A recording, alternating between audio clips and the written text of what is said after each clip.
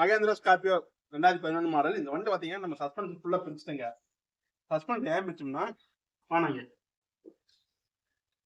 பார்த்தீங்கன்னா lower ஆம்பால் joint சுத்தமாக போச்சுங்க.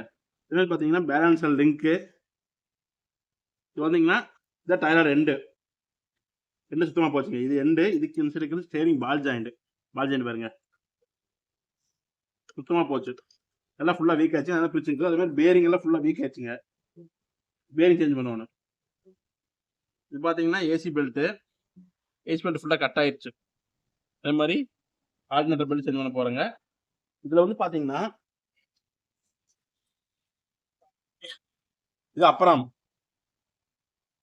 பஸ் பார்த்தீங்கன்னா கட் ஆயிடுச்சு.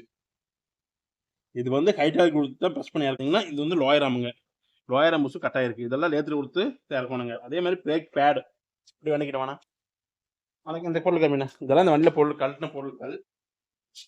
இதெல்லாம் இந்த வண்டியில் கழட்டின பொருளுங்க. அதே மாதிரி உள்ளங்க மீனா காயில் ஸ்ப்ரிங் இதெல்லாம் கழட்டி இருக்குங்க. சேக்கப்ஸ் இதெல்லாம் நம்ம சேஞ்ச் பண்ண போகிறோம். சஸ்பென்ஷன் பாருங்க. இதான் ஃபுல்லாக சஸ்பென்ஷன் ஃபிட்டிங் ஆகுங்க. சஸ்பென்ஷன் ஃபுல்லாக கழட்டியாச்சு. அதே மாதிரி பிரேக் பேடு பாருங்க.